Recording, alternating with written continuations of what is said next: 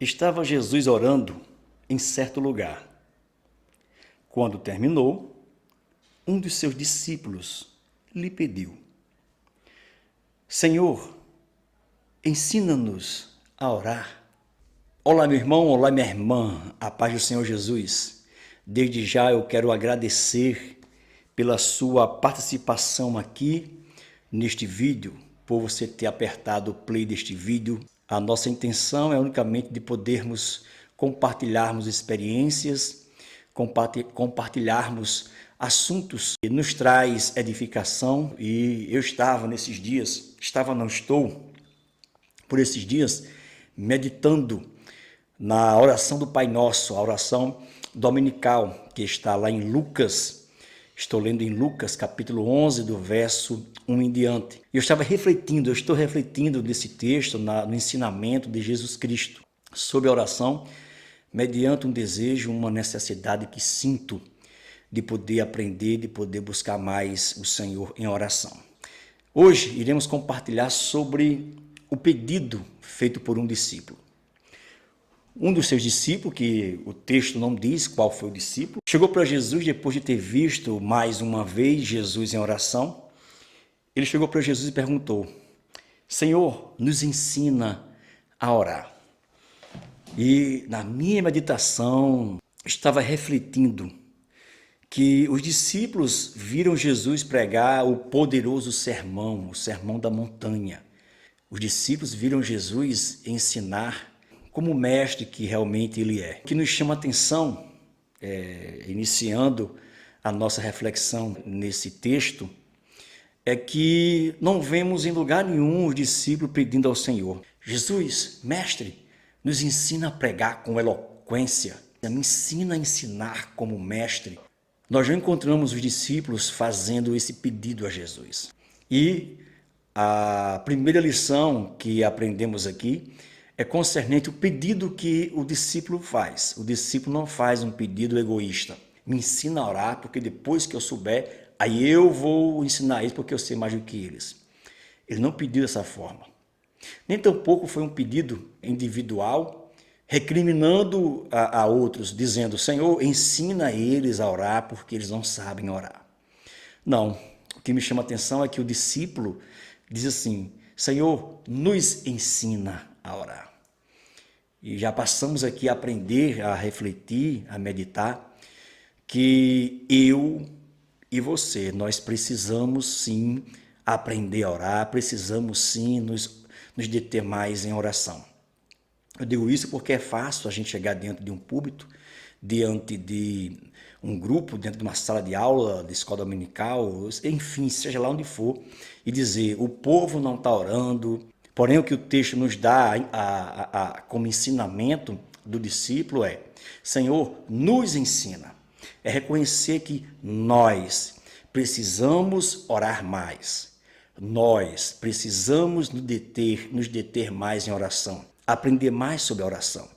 Tanto eu como você, nós precisamos orar mais. E essa é a nossa oração. Senhor, nos ensina no coletivo e não no individual.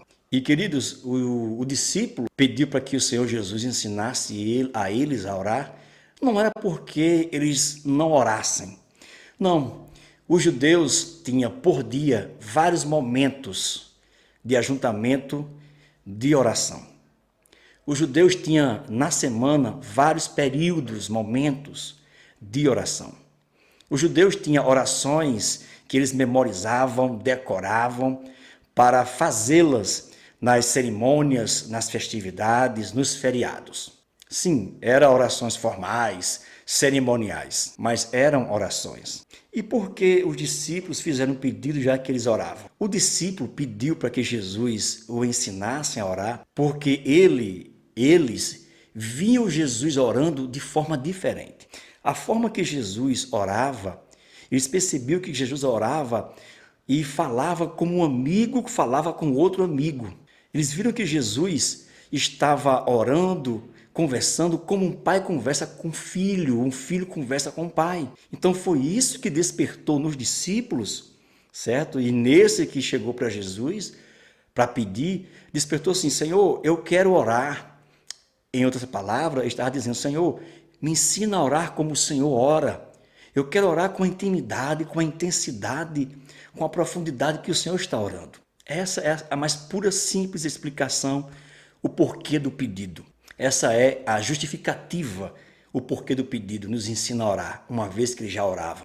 E para Jesus, aquele pedido não era algo extraordinário. Por quê? Porque Jesus via a oração como algo normal, algo natural, que fluía naturalmente, mas que para eles era algo profundo, de uma intimidade tal. E refletindo sobre a oração e fazendo um comparativo nos dias de hoje, eu estava refletindo como é que era antigamente os trabalhos de orações. Hoje foi criado muitos trabalhos de orações.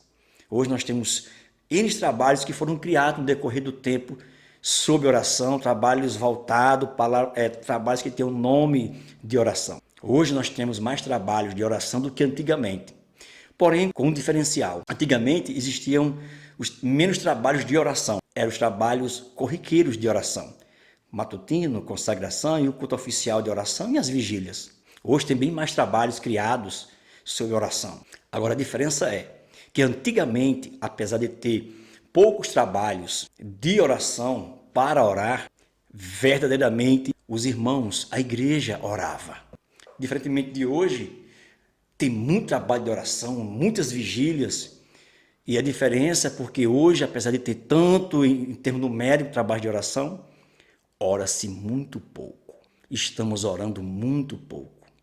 E esse fastio, essa falta de apetite pela oração que podemos perceber, é visível pelo simples fato que hoje as igrejas no mundo todo estão transmitindo seus cultos via internet ou via TV e, infelizmente, as lentes das suas câmeras denunciam essa falta de intimidade, essa falta de apetite, esse fastio para com a oração. Mesmo que sejam orações litúrgicas. E o que é oração litúrgica? A oração litúrgica é aquela oração que faz parte da liturgia do culto.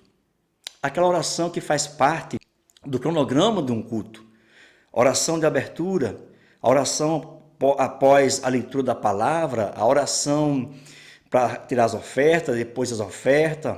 E isso são orações litúrgicas, a oração que faz parte da liturgia daquele culto. Mas, mesmo sendo orações litúrgicas, devemos nesse momento orar com fervor, orar com verdade, orar com sinceridade, com entusiasmo, com profundidade, com intimidade. Mas, infelizmente, o que podemos ver que as próprias lentes mostram e as pessoas que estão participando não percebem isso. E em meio a esse momento que a paz está orando, aproveite esse momento de oração para conversar e mudar de lugar, enviar uma mensagem via WhatsApp, enfim, fazer qualquer outra coisa, menos orar. E não sabem eles que do outro lado das lentes tem uma multidão que está observando. E ainda há aqueles que há um interesse, um desejo de poder orar nesse momento. E por faltar a prática, a gente vê um esforço mental.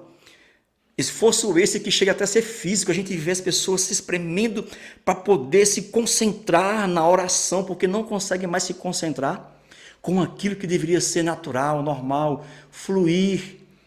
Mas por ter perdido o hábito da oração, a gente vê o esforço de muitos querendo se concentrar na oração, porque não mais conseguem. Mas ainda há aqueles que realmente, nesse momento, esquecem de tudo e ora.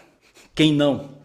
Quem não nunca pagou mico entre aspas, né? Mico para aqueles que realmente não entendem o estado de conexão com Deus. É bem mais visto quando somos novos convertidos, mas acontece em todo momento, em toda fase. Quando nós estamos ali em pé, eu me lembro que no tempo central, ali próximo a Cobal, a antiga central, eu novo convertido, mas que isso também já aconteceu comigo em outras ocasiões, que não mais era convertido, até como obreiro, de a gente naquela oração, depois da leitura, a gente ficar em pé, todo mundo em pé, orando, e de repente a gente se liga com os céus, a gente entra numa intimidade com Deus, apesar de saber de ser uma oração litúrgica, mas estamos lá orando e de repente a gente já vê alguém puxando o paletó ou puxando a camisa dizendo: ei, já acabou a oração. E você senta meio atônito. Sabe o que é isso? Apesar de a oração ter sido litúrgica, apenas uma oração que faz parte de todos os cultos, mesmo assim levamos a sério esse momento e nós oramos, nos conectamos com Deus e esquecemos tudo. E não ouvimos a sineta tocar, não ouvimos alguém dizer amém. Bom seria que, mesmo nessas orações curtas, que fazem parte de um cronograma, a igreja, os obreiros, os pastores adentrassem com sinceridade e orando. Querido, o tempo seria longo na oração. Aqueles que realmente não tivessem conectados iriam se sentar, mas quem tivesse ficaria em pé. Bom seria. Homens e mulheres notáveis que tiveram suas vidas cheias da graça e do poder de Deus e tiveram essa vida cheia de graça e de poder através da oração. E esses homens e mulheres notáveis não foram conhecidos como homens e mulheres de Deus, homens e mulheres de oração, por terem sido flagrados de joelhos, por ficarem em via pública ou por todo mundo ver eles de joelho o dia todo. Não, esses homens e mulheres de vidas notáveis eram conhecidos como homens e mulheres de Deus de oração quando estavam de pé diante de um mundo em trevas. Eram conhecidos como homens e mulheres de oração, homens e mulheres de Deus, quando estavam em pé diante das perseguições, das lutas, das provas, deixando a sua luz, o seu testemunho de fé prevalecer diante de um mundo caído, dando testemunho de verdadeiros crentes, fiéis ao Senhor. O mundo viu neles algo diferente. Muitos dos que viveram ao lado desses homens e mulheres de Deus tiveram suas vidas atraídas para eles, tiveram suas vidas transformadas através do poder do testemunho de fé de cada um deles. Os poucos que viram esses homens e mulheres de Deus de joelho foram seus parentes que viviam com eles. E foram eles que testemunharam acerca da sua vida diária de oração. Homens e mulheres que gastavam as suas primeiras 2 horas do dia, ao iniciar o dia, de joelhos orando, falando com Deus, para depois poder ir lá fora com sua vida brilhando, cheio de graça, cheio de poder, refletir o testemunho no mundo em trevas. Queridos, não estamos precisando de criar mais trabalhos de orações. Estamos precisando de pedir ao Senhor: Senhor, nos desperta o desejo de orar. Senhor, desperta em mim o desejo mais de orar. Senhor, me ensina mais a orar. Os discípulos desejaram aprender a orar, porque foram impactados pela vida notável de intimidade de Jesus com o Pai, com Deus. Não iniciei como introdução trazendo o conceito do que é oração, pois hoje todos sabem o conceito mais simples e básico de oração. Oração é falar com Deus, é conversar com Deus. E saber falar com Deus é mais importante do que saber falar com os homens. Nós já temos mais pedindo: Senhor, me ensina a pregar. Eu quero ser um pregador eloquente. Eu quero ensinar com sabedoria, com profundidade, como um mestre, como um PhD, como um doutor. É isso que nós já temos mais pedindo ao Senhor. Mas quantas vezes pedimos a Deus: Senhor, me ensina a orar. Eu quero prevalecer em oração. Quantas vezes? A prioridade é primeiro ter poder no falar com Deus. A nossa primeira prioridade é em ter poder em falar com Deus, para depois ir termos com os homens. Que o Senhor desperta em nós um desejo ardente pela oração, para buscarmos mais em oração, nos determos mais em oração e poder fazer como discípulo: Senhor, nos ensina a orar.